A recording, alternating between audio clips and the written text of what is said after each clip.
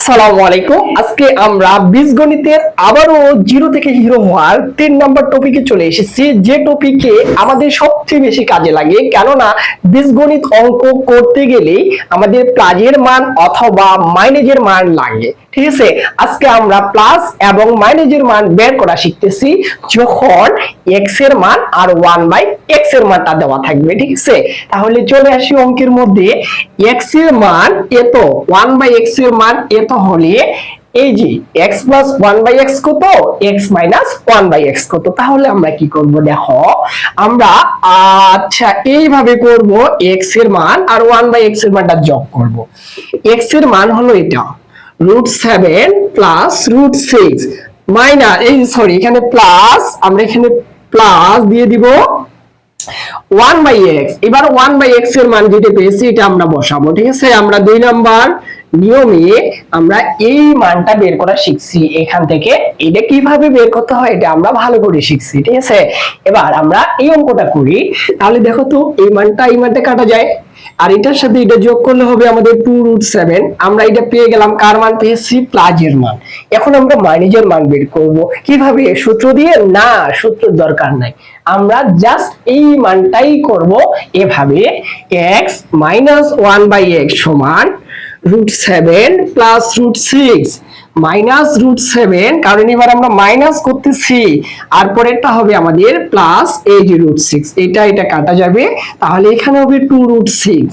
এটা হলো আমাদের প্লাসের মান, এটা হলো আমাদের মাইনাসের মান। তাহলে কখনো যদি আমরা x এর মান আর 1/x এর মান পেয়ে থাকি এবং সেখান থেকে যদি প্লাস বা মাইনাসের মান বের করতে বলে, আমরা সর্বদাই মনে রাখবো যে প্লাসের মানটা হবে বড়টার দ্বিগুণ আর মাইনাসের মানটা হবে ছোটটার দ্বিগুণ। প্লাসের মানটা বড়টার দ্বিগুণ, মাইনাসের মানটা ছোটটার দ্বিগুণ। ঠিক আছে, আর 2 নম্বর অঙ্কটা আমাদের একটু আলাদা করে দেওয়া আছে, মানটা ভিন্ন করা আছে। ঠিক আছে, সিস্টেম একই। এটা হলো x এর মান, এটা হলো আমাদের 1/x এর মান। আমরা 1 নম্বর করলে x প্লাস 1/x মানে মান দুটো যোগ করব, তাহলে 3 প্লাস 2√2, এরপর এখানে প্লাস দিব কারণ এখানে প্লাস আছে। এবার 1/x এর মান বসাবো, 3 মাইনাস 2√2। দেখো এটা কাটা যাবে, 3 আর 3 যোগ করলে 6 হবে। তাহলে বড়টার দ্বিগুণ পাচ্ছি, বড়টা কি পাচ্ছি, দ্বিগুণ পাচ্ছি।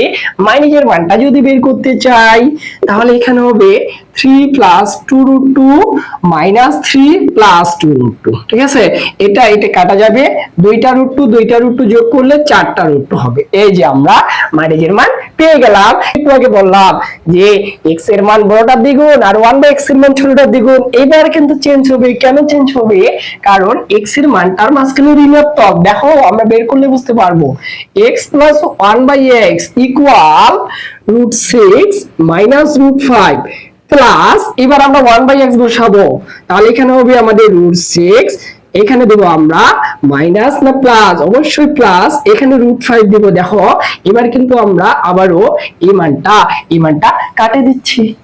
এই যে এই মানটা কাটা যাচ্ছে, তাহলে কার দ্বিগুণ হচ্ছে, আবারও কিন্তু বড়টার দ্বিগুণ হয়ে যাচ্ছে। তাহলে এখানে দিব আমরা 2√6। ঠিক আছে না, কিন্তু যদি আমরা মাইনাসের মান বের করি তাহলে কি হবে, ছোটটার দ্বিগুণ হবে। দেখো ছোটটার দ্বিগুণ হচ্ছে কিনা একটু দেখে নিই। এখানে লিখবো আমরা √6 মাইনাস √5, পরেরটা হবে মাইনাস √6, তারপরটা মাইনাস √5। এবার দেখো তো এটা কাটা যাবে, কিন্তু ছোটটার দ্বিগুণ হচ্ছে, কিন্তু মাইনাস দ্বিগুণ হচ্ছে, এই যে মাইনাস দ্বিগুণ হচ্ছে। তাহলে সর্বদাই মনে রাখবো যে প্লাসের মান বড় হবে আর মাইনাসের মানটা অবশ্যই ছোট হবে, কিন্তু ধনাত্মক বা ঋণাত্মক হবে। এই জন্য আমরা সবসময় এইভাবে করে বের করব, তাহলে কোনোদিন সমস্যা হবে না। যাই হোক, আজকে আমরা 3 নম্বর টপিকটি আলোচনা করলাম। যদি ভিডিওটি ভালো লাগে থাকে ইনশাআল্লাহ আপনারা লাইক কমেন্ট এবং শেয়ার দিয়ে আমার পাশে থাকবে। আশা করা যায় এই পেজ থেকে অনেক ভালো কিছু শিখতে পারবো আমরা। ধন্যবাদ, আজকে এই পর্যন্ত।